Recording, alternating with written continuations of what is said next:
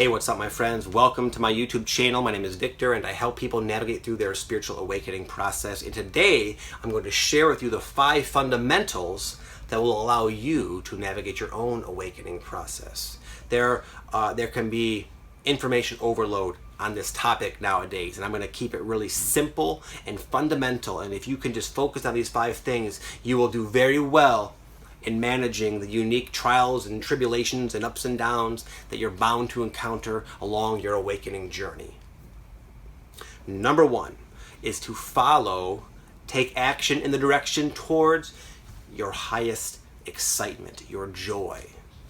You have to be wise here, not just any sort of pleasure or euphoria or bliss. It's excitement, something, a natural, organic, something that really just fills you up, just lights you up with joy. That's when you're thinking about something that it pertains to your life direction and you get that sensation. That means that's not only should you go there, but it will work out. It's in your cards. It's like foresight into your future in a sense. Just that genuine excitement. So if there's anything in your life you're extremely like, I've just always wanted to do this, and you'll do that. But you gotta move towards it. Your awakening is gonna kind of usher you towards it anyways, but you can smoothen it out quite a bit by going the way of the current. Number 2 is to get and stay in the moment as often as possible. This will not be easy. We are not very used to living in the moment, but in the moment, life is never that bad. One of my favorite spiritual teachers, Eckhart Tolle, would sometimes ask people who he's talking to that they're kind of razzed up. He'd say, "What is the problem right now?" "Oh, I might be losing my job." "Well, okay, you have a job now.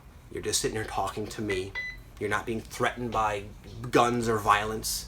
You got some clothes on. You're at a fine temperature. You're well fed. There's no problems in the now usually."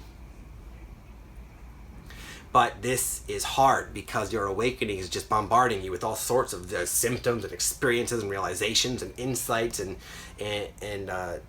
life situations. It can be kind of overwhelming, and it's very easy to get pulled out of the moment. So it's very wise to make a systematic, some sort of habitualize some kind of practice that works for you and putting you in the now.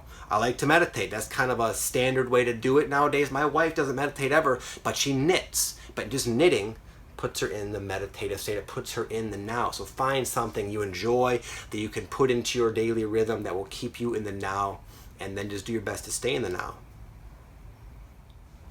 Number 3 is to let go of what's obviously attempting to leave.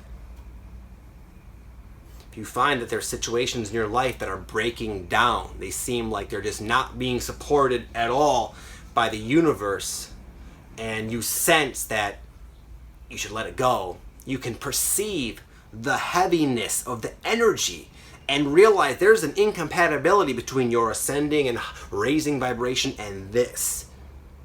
Let it go. It's not easy. I say these things, but it's not easy because so many times all what I said will make sense. You'll perceive all of that. And on some level, you'll believe all that. But then sometimes your mind will have its own way of framing the experience as it's too early, you're not ready, this doesn't make any sense, so I can't do it. But you're going to, it would be advantageous to start to trust in your intuitive perception on things and then act from that more so than just the pale reasoning of your physical mind. You don't want to abandon that. Sometimes it's kind of a paradoxical balance, but when something is obviously trying to get out of your life, that means there's something just as much as you think you need that however big it is, there's something equally as big, if not bigger, awesome, an upgrade of some kind trying to squeeze its way in. And that's why the first step is being brought to your attention to let it go. The awakening will just be a series of letting go and letting in. More to let go. I don't want to. You let it go, and then maybe this time it's not instant. You go for a week, and you're wondering what happened, where it's all leading, and all of a sudden, the new comes in. That will just keep repeating itself, and as it does, your life will get better and better and better and better. Number 4 is to write down and ground your downloads. What, Vic? Downloads meaning inspired ideas that produce that excitement.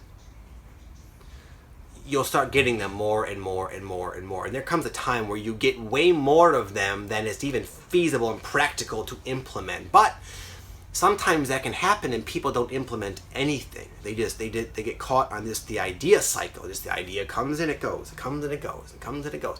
But you could take any one of those ideas that you get randomly when you're walking through the park or you're quiet and you're laying in bed before you go to sleep and it pops in your head. You can start, if you start to take action on those, that's how you put your life together in a way where it'll eventually become a mirror that is mind-blowingly badass and in sync with your highest joy.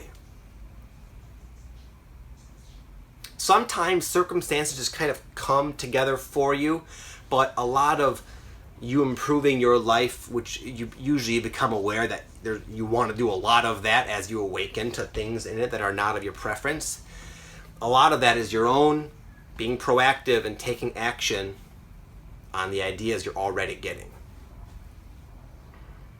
And number 5 is to do your best to cultivate an attitude of gratitude.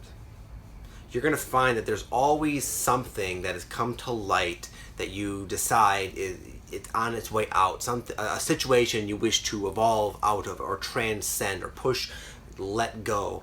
And there'll always be something that you're striving towards, some sort of new direction that excites you and it's kind of pulling you towards it. There's always going to be that letting go and striving towards no matter where you're at. And this can really cause us to miss the present and therefore suffer more. Because we're such powerful co-creators, a lot of times if we're intending too intensely for something, we can disrupt our present. It'll break down in a sense on us because we're invalidating it and trying to manifest to be somewhere else prematurely, missing our life.